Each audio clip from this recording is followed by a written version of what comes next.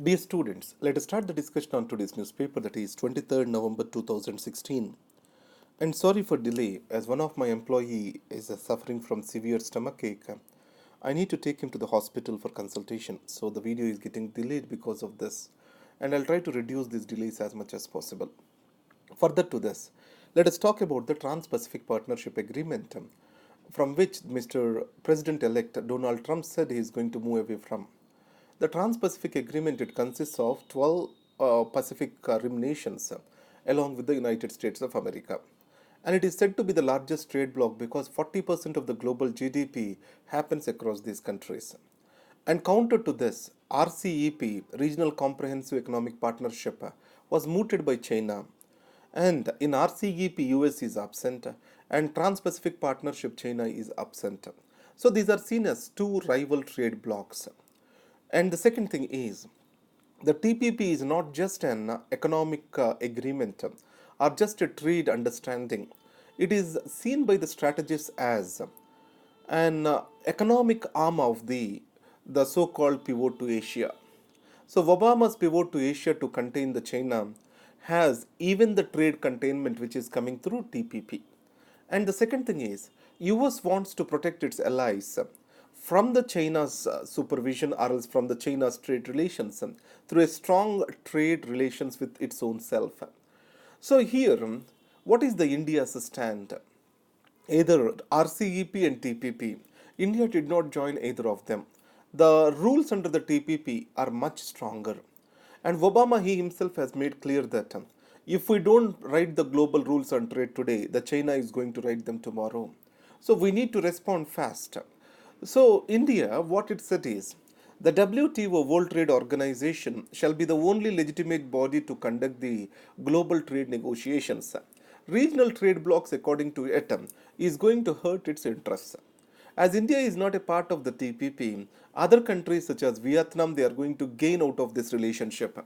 So what I can say is this: if you take the textiles, the Vietnam has much advantage than India as it is part of the TPP, and the relative tariffs on textiles for Vietnam are much less compared to India.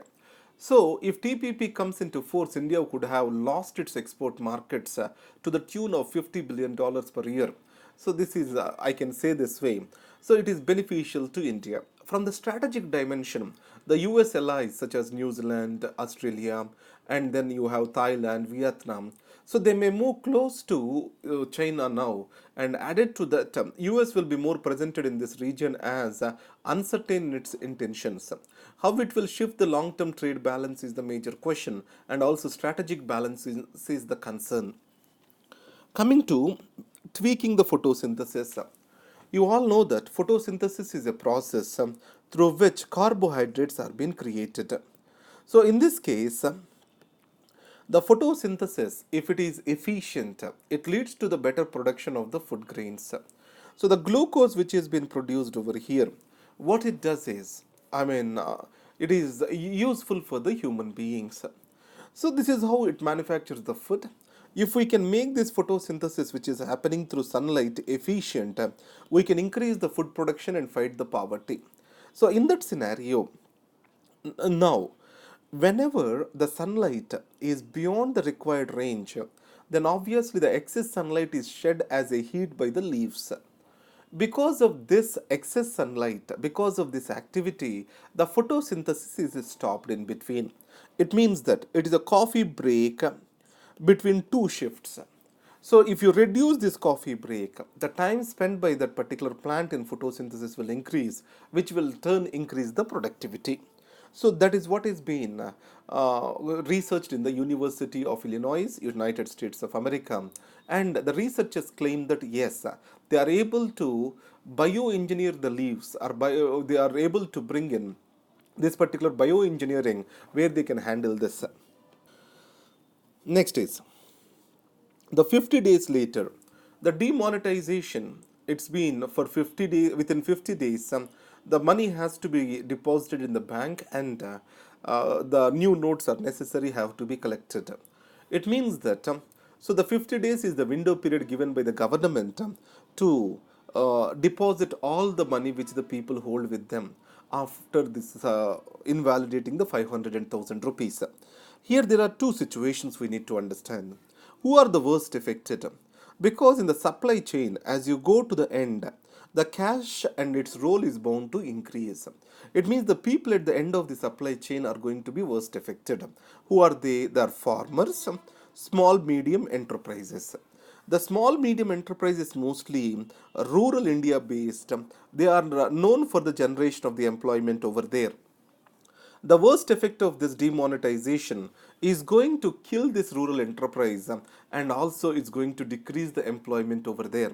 So, in this case, what we can say is the SMEs need better relaxations and provisions, and also interest free loans, etc., to sustain them for long. And then black money and terror. Here I want to give you certain case studies. Especially in UK, there is a program which is going on which says clearly that any person who is involved with terror crime or who has got extremist mentality, he will be made counseled by the social groups so that he will not get into the terror thing. And similarly, in Norway, the exit program is there. The purpose of the exit program is also de-radicalize a person who got inspired by this a particular radicalization. With regard to the Finland, we have online policing. What is meant by this online police? They try to see the websites that provide for the radicalization and the people who got attracted to them, trace them, and tries to de-radicalize them. So these are the various innovative counter-terror measures that have come up across the world. In India, Telangana state also has a de-radicalization program. So the demonetization to what level it will counter the terror is doubtful. So what the author argues over here is the quality of counter-terrorism and people-friendly policing that will counter it rather than the demonetization of the currency. That's what the author talks about. On slippery ground. So in this case, it is about a minister in the BJP government in Gujarat. So he has a conflict of interest. What is meant by a conflict of interest? When private interests of an individual and public interests they come in conflict with each other, we call it as conflict of interest. So he has functioned as the petrochemical minister, having a business in the petrochemical sector. So that needs to be explained according to this article. Next is death of a pact. It is about TPP's death, the Trans-Pacific Partnership death, which Mr. Trump has announced. According to this, the US will be more projected as not interested in the Asia Pacific region, and this ultimately will drive or change the geopolitics, which India may not figure into. Or else the author expresses the concern that the US and India's closeness, which has come during the Obama era, may get diluted once the Mr. Trump talks about withdrawing himself from the Asian continent. Now, coming to an ill-judged conflict. Now, if you talk about our representatives, they are elected and they have the legitimacy to govern us. And on the other hand, the judiciary has a legality to protect the constitution. So it has to be seen more as a conflict between the legitimacy and legality. In this context, any institution of in the democracy need not come in conflict with each other. There shall be a common way which they can find for. Here, the legislature and executive argument is this: the democracy cannot be tyranny of the judiciary, that is appointed people. On the other hand, judiciary says the democracy that is not rooted in rule of law will lead to mobocracy, and this mobocracy is not good for the people and their livelihoods. So a balance need to be found. So there are many international examples that yes, the judicial independence is possible, and at the same time authority of the legislature is also possible. So, in India, we need to develop new systems and practices where the efficiency and productivity of the legislature increases, where the legislature becomes more accountable to the people. Then automatically judiciary need not intervene with regard to the legislative scope. Our judicial activism comes down then. That is what we can say over here. Now, coming to Hindu, if you talk about generics versus big pharma reloaded, so here always the generic drug is a copy of an original formula sold at a lesser cost. So 20 years there is an intellectual property right, and after that the generic companies can manufacture these drugs. This is what is the normal situation. Here we need to understand the data exclusivity. It means a generic drug tomorrow, if it wants to manufacture a drug which has lost the patent, it also need to supply the clinical trials and other information to the regulator on the effectiveness of the drug. What this information shall be? Either this information, if it gives the bioequivalence parameters, it means this drug has the same potency as like the original patent drug. Is that sufficient? Or these generic drugs have to take up clinical trials de novo afresh? That is what is the question. So in this, what has been said is, as of now, the 4 years is the period the data exclusivity is given. It means the research data which was developed by the original patent holder available for. Now it has been extended for, the demand is to extend it for 10 years. It means to that extent the generic drug manufacturers gets disadvantaged and the cost of the medicines are expected to go up. That is what is the essence of this article. And derailing the Indian railways. So, whenever the rail accident occurs, there is a lot of hue and cry. But in reality, are we taking the actions, preventive steps? Now, any accident is an aspect of near misses of many events. It means before this, there might have been many incidents where the accidents are being missed closely. So, a failure is a systematic negligence over a period of time. So, information sharing, and then wherever the standard operating protocols are being missed, they shall be immediately reported to the higher levels. If you can keep this system in place, the prevention becomes active. And added to that, the inquiry committees reports, etc., they shall be made public, and this provides for a swift action and also corrective action from the authorities. And coming to the news articles today, you know that the CERN as an associated member. So here the nuclear fusion reactor we need to understand. So in this fusion reactor, it can lead to, or a small glass of water can produce the electricity to the entire city. So it is being developed at Kedarachi, France. It is by the European Organization for the Nuclear Research, that is called as CERN, and in that India has joined as an associated member. So an atomic bomb is based on nuclear fission, and then hydrogen bomb is based on fusion.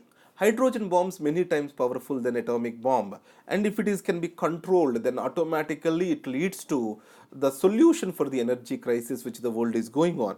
But however, the major problem is, what is the vessel where we need to conduct this reaction? So the vessel, because such an heavy energy reaction is happening, obviously that is bound to explode. So in this case, tokamaks, these are being developed in Japan. So these are having a huge magnets. These try to focus this energy into the center. So it means the reaction is being made to hold in the center of the vessel rather than eroding the boundaries. That's what are the tokamaks are, just for a reference point. India is joining as an associated member in this.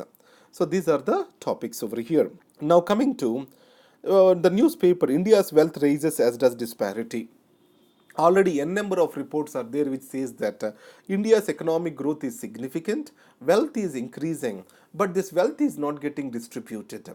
It means rich people are gaining the benefit of the growth process rather than the society as a whole. Because of this situation, inequalities are rising, and these inequalities have to be if you have to be reduced, we need to bring in an inclusive growth process. That is what is the essence of the article is. And demonetizations, positives unlikely to be strong. That is what is the agency called Fitch. So what is being said is, once the banks are being filled with cash, and the deposit rates are going to come down, and also the interest rates, and the sovereign ratings of India are also expected to increase as corruption is expected to come down. But the Fitch, it has clearly stated that the demonetization benefits may not be as huge as expected. Now, the notes, 23rd November, I discussed about the Trans-Pacific Partnership and also the channel process in UK. The channel process UK is an example for de-radicalization process. And Project Exit in Norway and Counter-Virgin Offensive in Norway, de-radicalization program in Telangana. These are the examples which I have discussed. These are the articles for today. Thank you very much and all the best.